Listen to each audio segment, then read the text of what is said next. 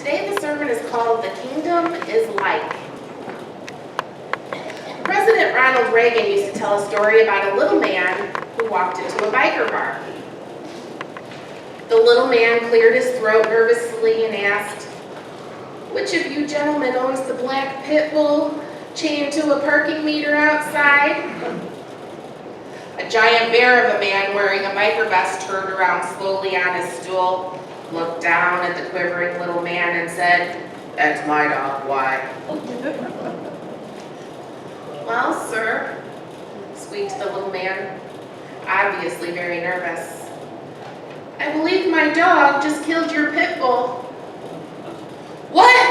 roared the man in disbelief. "What kind of dog do you have?" The little man answered nervously, "It's a little Pekingese."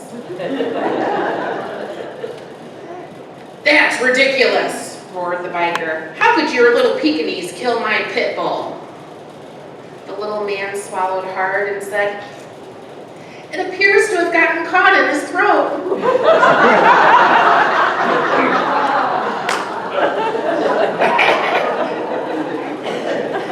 The moral of the story is little things can be very powerful.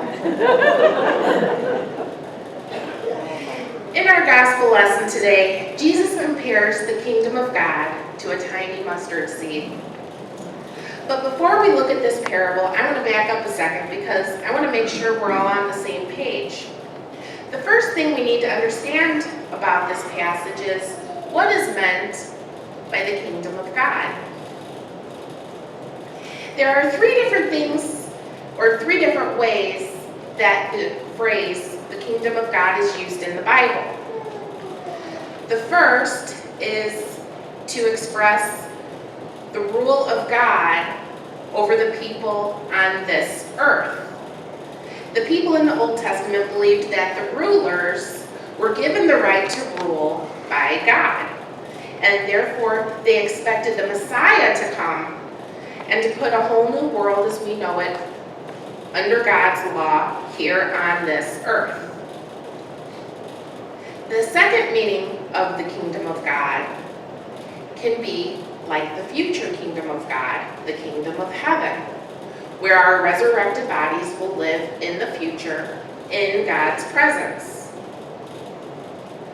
A third, lesser known, is the way that it is sometimes used in the New Testament.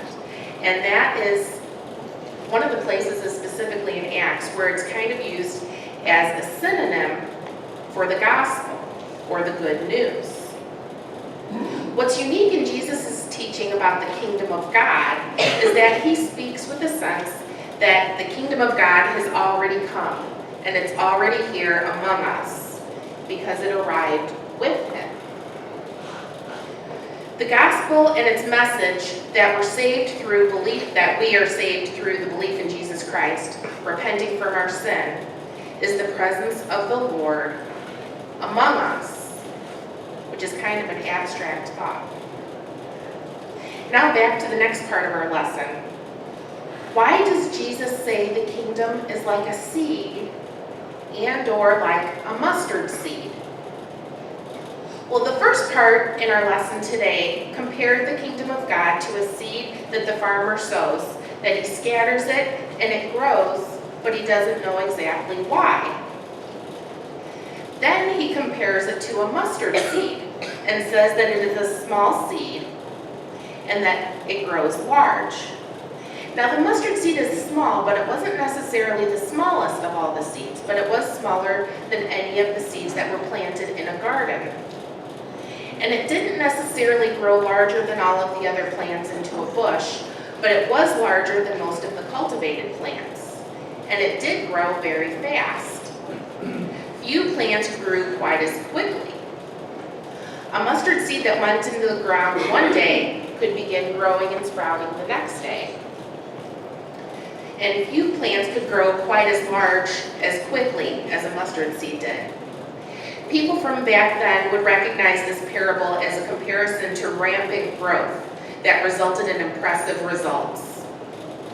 Think of how quickly dandelions spread, and if they grew to be 8 to 10 feet tall. Other kingdoms kingdoms compared to themselves to things like that were a little bit more majestic looking, like mighty oak trees or the majestic cedars of Lebanon. But Jesus refers to the kingdom of God as spreading like the mustard plant, something that people didn't think much of, that just kind of popped up everywhere, whether you tended it or not. It wasn't something that people planted or watered, it just grew.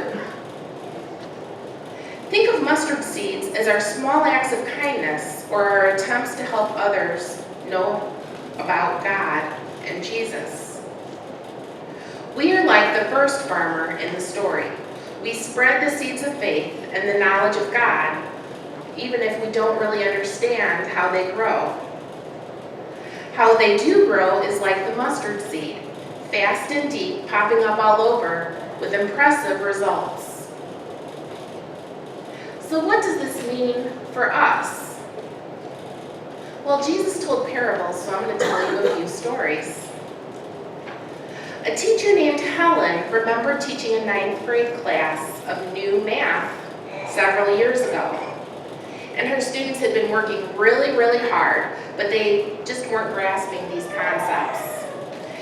Every day, it just seemed like they were getting more frustrated and edgy because they just couldn't get these concepts. So finally, on a Friday, she just decided to take a break from the lesson plan. She asked each student to go ahead and just take out a piece of paper and write down the list of every single person in the class. And then she asked them to write something nice about that person on each line. The assignment took the class an entire period for them to complete.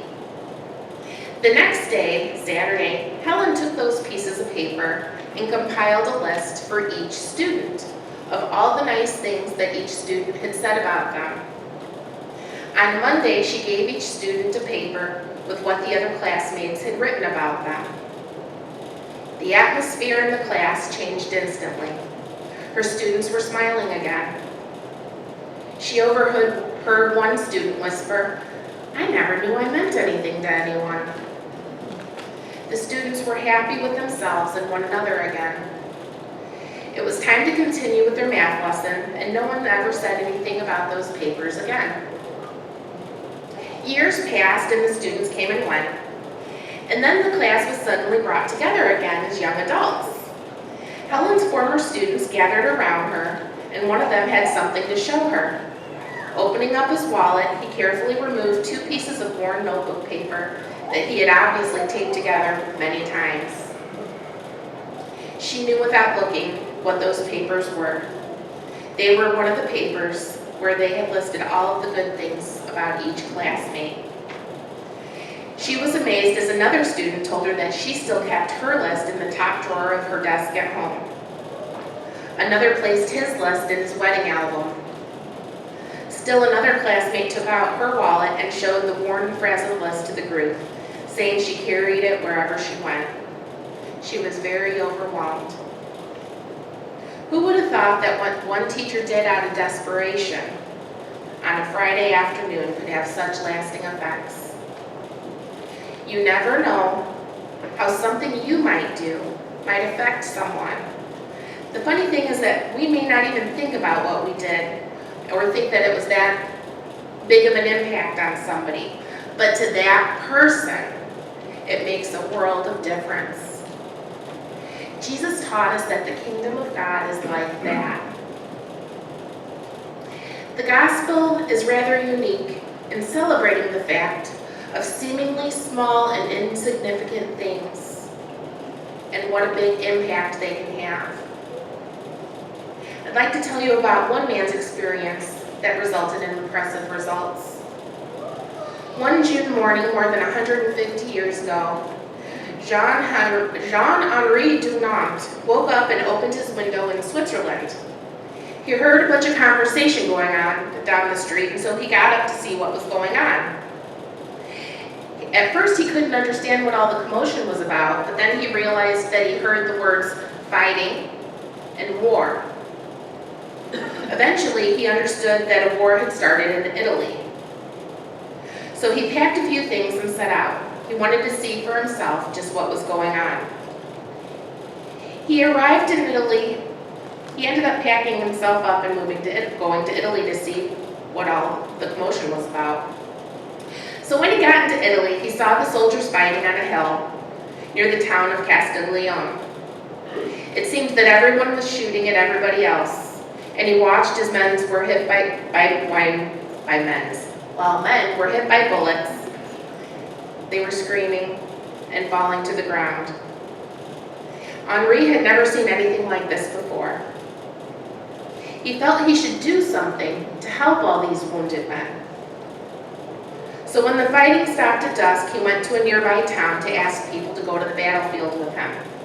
Ordinary citizens, farmers, bakers, tailors. They spent the night there giving as much aid and assistance as they could to the wounded men. It was hard for him to forget what he had seen once he returned home. So he decided to write down his experiences. He described the horrible sight of battle and men being shot. He also suggested that every country should have a relief society, a kind of emergency aid service to help those wounded soldiers. It was 5 years before the first rescue society was organized in Geneva, Switzerland in 1864, and it was called the Red Cross. Soon other countries joined into the society, and everyone forgot about Henri until an article appeared in a newspaper in 1895. In 1901, he was given the very first Nobel Peace Prize. Who thought that something as seemingly small as one man writing about his experience could result in the kind of results that the Red Cross has resulted in? All those people that have been helped and saved, all the blood that they collect to assist people in hospitals. When you look around, do you see the kingdom of God around you?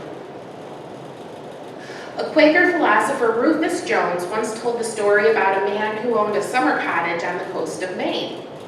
And he decided he was going to start a Sunday school for the children on that nearby offshore island. He sailed in his boat, gathered some children together, and began to teach them about faith. Not sure where to begin, he started with something he figured they could all be familiar with and relate to. So he thought, well, they live on an island, I'll talk about the Atlantic Ocean. They see it every day. So he sat the kids down and he asked them, how many of you have seen the Atlantic Ocean? None of the kids responded. They all just kind of stared at him blankly. Thinking they didn't understand him, he asked the question again. How many of you have seen the Atlantic Ocean?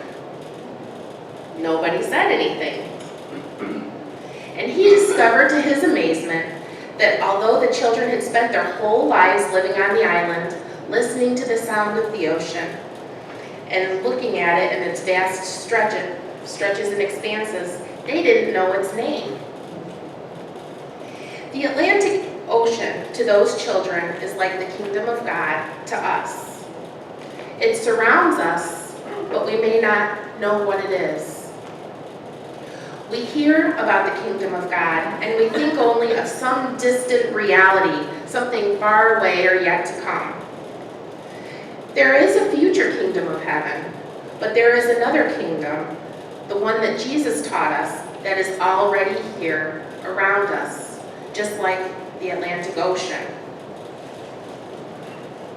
In answer to the title of the sermon, what is the kingdom of God? The kingdom of God is like the ocean, if we are an island. It is all around us. The kingdom of God is like a mustard seed that spreads and grows unattended. I'd like to close with a poem written by Matthias Claudius in 1782, a poem that later became a hymn and a song in the movie Godspell. We plow the fields and scatter the good seed on the land, but it is fed and watered by God's almighty hand. He sends the snow in winter, the warmth to swell the grain, the breezes and the sunshine. the soft, refreshing rain. All good gifts around us are sent from heaven above. Then thank the Lord, oh thank the Lord for all his love. We thank thee then, O Father, for all things bright and good, the seed time and the harvest, our life, our health, our food. Accept the gifts we offer, for all thy love imparts, and what thou dost most desirest, our humble, thankful hearts. All good gifts around us are sent from heaven above. Then thank the Lord, oh thank the Lord for all his love. Amen. Please stand for our hymn, I'll Fly Away.